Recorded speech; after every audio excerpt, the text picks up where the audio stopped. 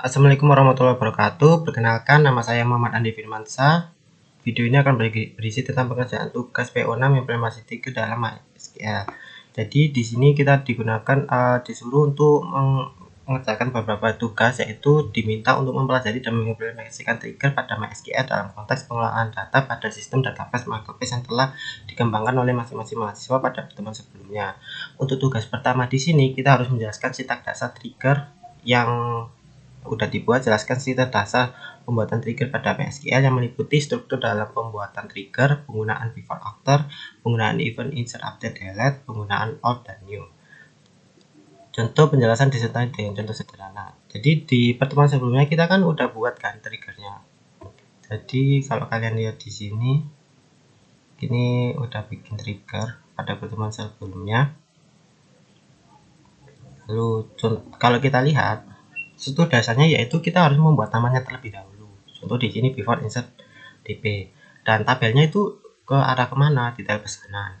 Lalu waktunya yaitu waktu dilakukan itu before atau after. Lalu eventnya itu apa, mau insert, update atau delete.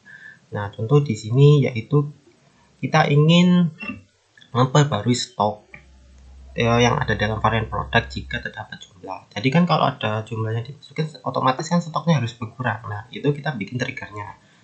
Lalu ada kondisi, kalau seandainya ada kondisi, lalu kita jika ada deklarasinya, kita bikin declare stok sekarang. Kita ngambil dari apa, lalu ada kondisi jika nol atau jumlahnya itu melebihi stok, akan dikasih sinyal itu. Lalu kalau enggak, dia bakal ngupdate di tabel varian produk bahwa stok itu akan dikurangi dengan jumlah lalu di mana varian ID-nya. Gitu. Lalu di sini untuk tugas 2, di kasusnya yaitu kita harus menggunakan trigger untuk audit log. Susun sebuah studi kasus penggunaan trigger untuk audit log pada sistem marketplace. Audit log digunakan untuk mencatat aktivitas perubahan data yang terjadi pada database, seperti siapa yang melakukan perubahan, operasi apa yang dilakukan, waktu terjadinya perubahan, dan data sebelum dan sesudah perubahan. Audit log itu sangat penting untuk mendukung keamanan data, kepatuhan sistem, dan analisis permasalahan troubleshooting. Di sini kita menjelaskan bagaimana audit log dapat diterapkan pada sistem marketplace.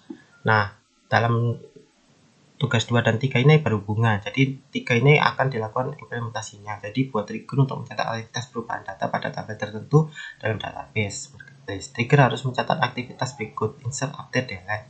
Data apa yang dicatat minimal meliputi nama tabelnya apa, jenis operasinya apa, waktu perubahan, nilai data sebelum dan sesudah perubahan. Jadi langsung kita coba. Nah di sini saya sebelumnya udah bikin tabel. Jadi kalau membuat audit log itu kita harus nyiapin tabel kosongnya terlebih dahulu. Harus terisi apa? Contohnya di sini nama tabelnya. Untuk studi kasusnya yaitu kita bikin tabel untuk nama tabelnya itu fokus ke produk, operasinya apa, dan data lama dan data barunya, waktu perubahan. Dan untuk data yang diperbarui itu saya menggunakan kolom slug ini. Jadi sekarang kita tinggal bikin, karena di sini kan untuk membuat audit log kita harus bikin tabel baru. Nah di sini udah ada tabel baru. Lalu kita sekarang akan membuat triggernya. Contoh di sini kita bikin trigger di bagian produk kan. Kita bikin produk, kasih nama before product update, lalu kejadiannya update ya kan. Lalu di sini saya telah buat tadi, tinggal jangan lupa kalau setiap membuat trigger harus di auto dengan trigger dan titik koma, jangan lupa. Lalu tinggal masukin, kita ingin memperbarui agar ini tuh terhistori bisa menjadi agar admin itu bisa melihat perubahan apa sih yang terjadi dan siapa yang melakukan perubahan tersebut. Jadi ini, jadi kita bikin produk, nanti akan dimasukkan ke produk ID-nya yang ada di dalam produk, di dalam tabel log audit produk itu. Jadi nanti kita kirim. Nah ini kan triggernya udah aktif, udah dibuat kan. Sekarang kita akan coba di bagian produk. contoh kan, di sini kan log audit produk kan masih kosong ya, karena tidak terdapat perubahan. Kalau seandainya kita terdapat perubahan, contoh di produk ID nomor 1, yang fokusnya kita kan ke selaknya ya, selaknya coba kita ganti selaknya jadi ProMax ini, kita update, kirim, maka seharusnya di log audit produk ini ada terdapat data baru. Nah, di sini log ID-nya, produk ID-nya, operasinya apa, yaitu update tadi. Data lamanya apa? Namanya tadi nama iPhone-nya. Lalu selaknya yang sebelumnya tadi kan iPhone Min 15 Mini Pro. Nah, data barunya yaitu iPhone sama, dan selaknya itu berubah jadi Pro Max. Dan waktu perubahan di sini bisa dilihat tercatat. Dan user pelaksananya di sini kalian bisa lihat kelompok 6. Nah, oke. Untuk nomor 2 dan 3 ini selesai. Lalu kita juga disuruh membuat trigger untuk memberikan notifikasi atau pesan ketika nilai transaksi melebihi 200.000. Notifikasi dapat berupa penyimpanan pesan pada tabel notifikasi atau pesan informasi yang dapat digunakan untuk monitoring transaksi. Tujuan untuk memberikan indikasi terhadap transaksi dengan nilai besar yang memerlukan perhatian khusus. Jadi kita bikin tabel notifikasinya terlebih dahulu. Di sini saya udah bikin struktur tabelnya, yaitu bisa dilihat. Nah, ini kita bikin tabel untuk menampung apa itu notifikasi yang membutuhkan perhatian dengan harga total yang lebih dari 200.000. Lalu kalau kita bikin di sini, lalu SQL kita tinggal copy paste di situ, kita kirim.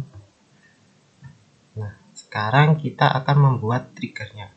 Jika seandainya trigger pada tabel yaitu namanya pesanan setelah data dimasukkan. Jadi kalau total harganya itu lebih dari 200.000, dia akan memberikan sebuah data yang akan dimasukkan ke tabel notifikasinya nanti.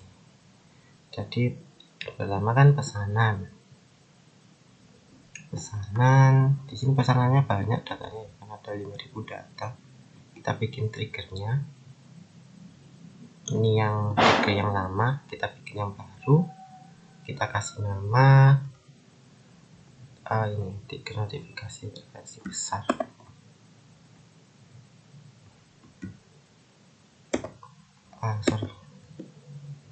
Sorry ngelek.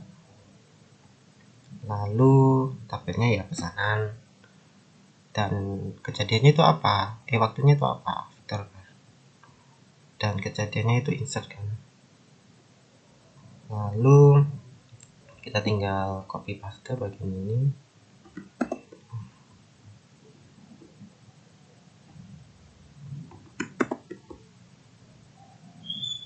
Sorry ngelek. Oke, kirim.